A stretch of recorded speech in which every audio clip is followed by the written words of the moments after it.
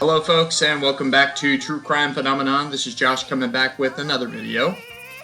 Now, just going to start off with a little bit of a historical overview for some context. Jeremy Dewitte is a serial police impersonator currently in prison for multiple felonies. His plea agreement states that he had 10 counts of impersonating a police officer, 3 counts of reckless driving, 1 count of interception of oral communication, and 1 count failure to register. The plea agreement should be on the screen right now. Now, first impersonating arrest took place in 1998 while Jeremy was in the Police Explorers program for stealing $14 of gas and brandishing his Police Explorers badge, stating that he was on his way to work and would be back with his county card to pay for the gas, which he never did. Now, Jeremy eventually started a funeral escort company called Metro State. Metro State was under investigation by the Orange County Sheriff's Office, led by Sergeant Vidler and Corporal Ramsey.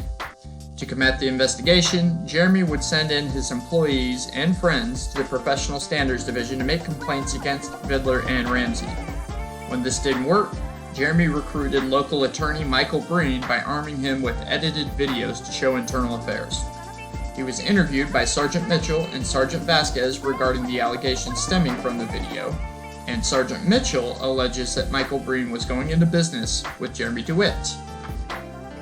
Now, this is important because Michael Breen is personal friends, with the Orange County Sheriff John Mina.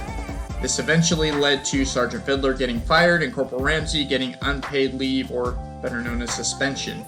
Now, you've heard in the past in my videos from Acting Captain Crab, who gave the order to only arrest people from Metro State, more specifically Jeremy Dewitte, for capital crimes that they see in front of them, as well as Officer Reeves, who was the second unit on scene for the March 23, 2021 arrest. Now you're going to hear from the second Metro State employee on scene during their arrest. For more of these interviews, check out my playlist, Dewitte, Vidler, Internal Affairs. I'll do my best to link it up in the end of the video here.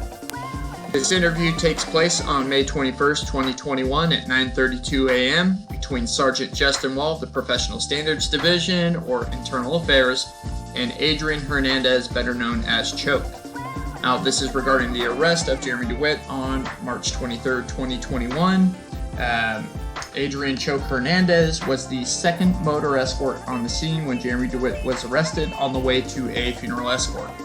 Now, Choke says that he would show up early to inspect motorcycles because they often had issues with safety, whether that be tires, fluids, brake pads, etc. Now, this particular day, Sergeant Vidler and Officer Reeves were doing aggressive driving on the highway because they had some time to kill before lunch. This is when they encountered Choke and Jeremy Dewitte and pulled them over. He claims not to know why they were stopped. He also claims that they were jerking Jeremy Dewitte's neck during the traffic stop. So I'm going to do my best to try and splice in some of the material from the arrest here. That way you can get a better idea of what's going on. Please like, share, comment, and subscribe, and I'll catch you on the next one. I'm Sergeant Justin Wall of the Orange County Sheriff's Office Professional Standards Section. Today's date is May 21st, 2021, and the current time is 9:32 a.m. This interview is being conducted at the Office of Professional Standards located at 2500 West Colonial Drive. I am interviewing Mr. Adrian Hernandez, who was formerly employed with Metro State. Is that correct? Yes, sir. Okay. Are you aware that I'm recording this interview, sir? Yes, sir. Has anyone threatened, coerced, or offered you any preferential treatment to give this statement? No, sir. Are you under the influence of drugs or alcohol that may impair your testimony? No, sir. Can you raise your right hand so I can swear you in? Do you swear or affirm the testimony you are to provide will be true and correct? Yes. Okay. And so I'm conducting an investigation into the situation that happened on March 23rd, 2021, in which you were present as part of a traffic stop. So can you just describe to me what you were doing that day, just prior to the stop, and then just kind of describe to me what happened? With this person that I was employed with. Just to be clear, that was Metro State, correct? Me being a subordinate only gets the information a day beforehand as far as the time, and I don't get a chance to get the information as to location and we're employed as a funeral escort company. Okay. So that morning, like any other working morning, I try to show up early to prepare the motor that I'm usually assigned to. And because there's a lot of maintenance problems with the motorcycles that we use, I'm very particular as doing tire pressure, brakes, lights, pre-driving inspection for the vehicles so they could be roadworthy, to make sure they are safe to ride. Because it's a lot of the times these bikes are heavy and there's a lot of safety issues involved with them. Okay, so just to So we were on our way to a funeral home. You were on your way to a funeral escort. A funeral home. Okay. Which one? Like I said, I'm a subordinate. I don't get that information until sometimes I actually show up to the place. Okay, so you don't know which one. So you're going to. at that day, the principal of the company was working that day. So he's the owner. Jeremy is the owner. Okay. And I was with him. Okay. So I was following his lead. And we were heading north on I-4, or east on I-4. Okay. I don't remember exactly the exit that we got stopped, but I remember how we got stopped. Okay. I ride the right side of the lead, so it was only two motors side by side on the speed lane. We got followed and sirened by the unmarked car in the back. Okay. Usually I follow the left-hand lead motorcycle, but for this situation, since we were on the highway I-4, I didn't think it was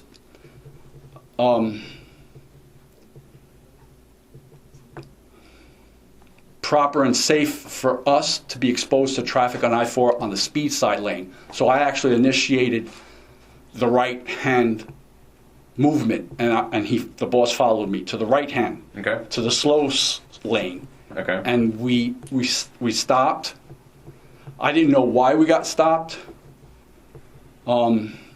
Obviously. Okay. What happened once you stopped?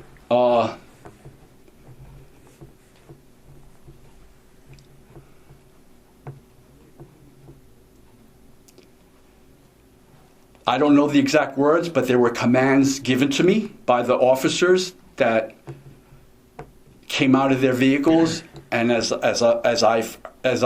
I'm not visually aware of, because I was told to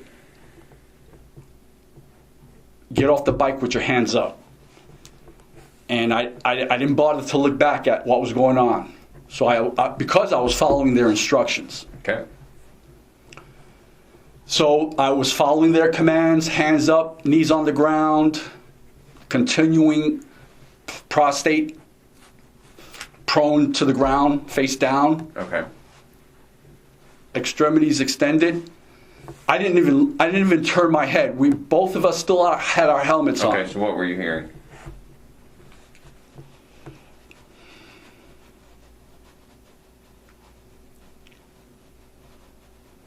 Don't move, listen to our instructions, things to a traffic stop. But to a traffic stop, and I've been to a lot of traffic stops for motor violations, but this one, I've never been stopped in this manner. Okay, so for a traffic stop. Right. So I said to myself, there's something else serious about this. Okay. As I placed my head to the side, I could see that they were trying to remove the helmet. That part I saw. Even though I was in front of what was going on. Right. So I was the first one to stop over to the side. Okay. And the boss, which is Jeremy Dewitte, was on my left towards the back. But I was able to, when I placed my head prone with my helmet on to the side, I could see that they were asking him, "Are you Jeremy Dewitte? Are you?" but they wanted to get a visual because he had his motorcycle helmet, and I've never seen a police officer actually jerk off a helmet even though he had his strap on. Okay. And I saw that part. And I thought that was, I don't know what the procedure is for a traffic stop. What do you mean jerk off the helmet? They tried to remove his helmet while he had his strap clipped to his neck. Okay. And they were pulling it off, and they were jerking his head. Okay. That part I saw. Okay. Then Jeremy was pleading with them, why are you stopping us? Because the bikes that we ride are obviously marked Metro State from both angles, back and side. Mm-hmm. So they knew what company we were, and they knew who they were stopping, a company that does funeral escorts. Did you recognize the deputy or either of the deputies? No, I did not recognize them. Okay. So because I didn't have a chance to see them. They were further back. Okay. And I didn't recognize them. Okay. And so after that, what took place? Were you ever put in handcuffs? But I was prone, so after I got up, no, they never placed me in handcuffs. They stood us both up, okay. Made sure we were unarmed,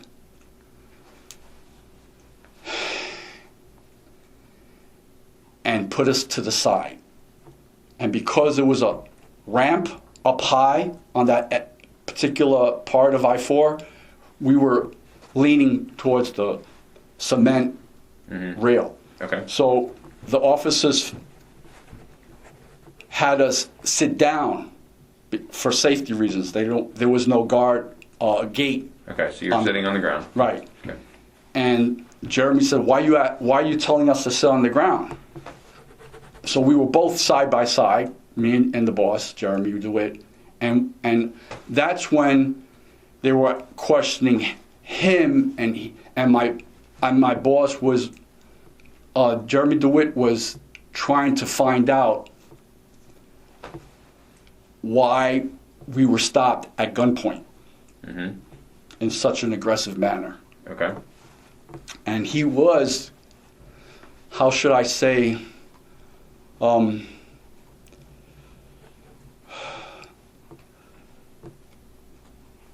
challenging the officers that stopped us because it was in an aggressive manner. Okay. And it was to the point where they were shouting at each other. And that was going on. And Jeremy pleaded for a supervisor. Because I believe, I also thought a supervisor should be there because it was unnecessary to be stopped at gunpoint. Okay. We weren't a threat. Did you have any weapons on you? No. And were you aware that Mr. Dewitte had a pepper ball gun in a holster? Yes. Okay. Did that look like a real firearm? Yes. Okay. So does that kind of explain some of why you may have been stopped?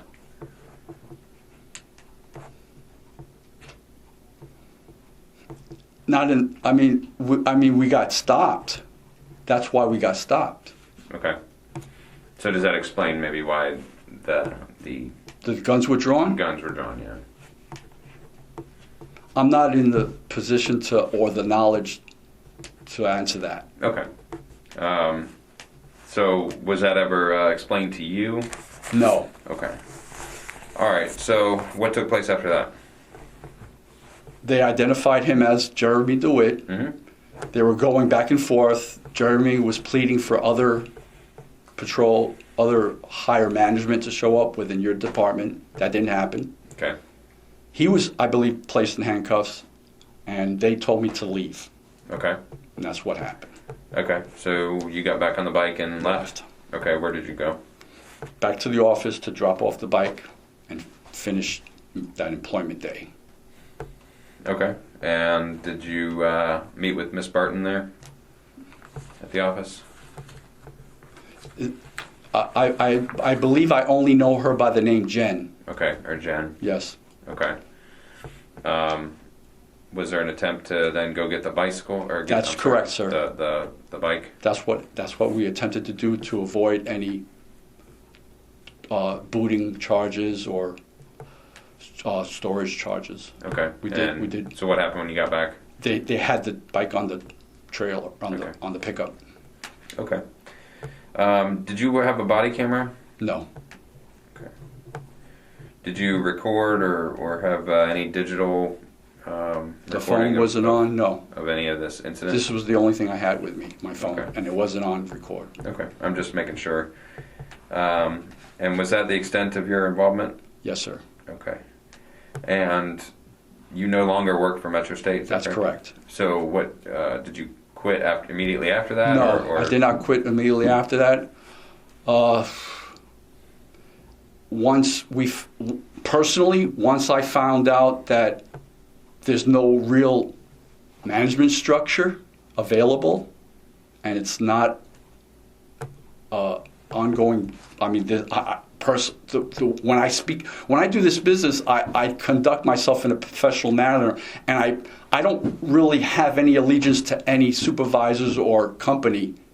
Even the security companies that I work for now, I actually work for the actual employer that I'm subcontracted to. So I always conducted myself in the belief that I work for a funeral director, and I perform to their standards.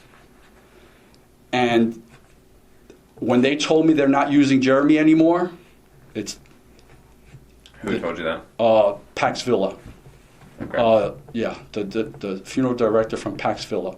Did they tell you why? Lack of personnel, lack of coverage for employment positions that are needed at the time of the ceremonies.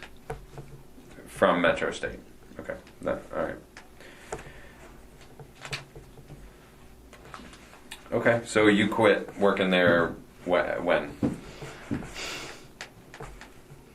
They had canceled 2 funerals, I'd say 2 weeks ago. So about 2 weeks ago is the conclusion of your employment? Okay. All right. Is there anything else that you know about this investigation you'd like to add?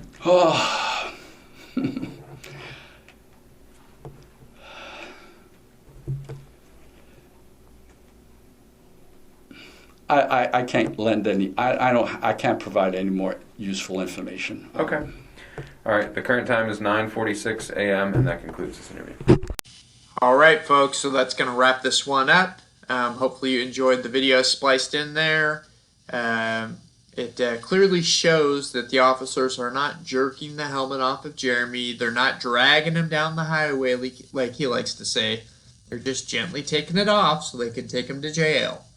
Anyways, please like, share, comment, subscribe. Let me know what you're thinking down in the comments below. I'm dying to interact with you. Thank you so much and have a wonderful day. I'll catch you on the next one.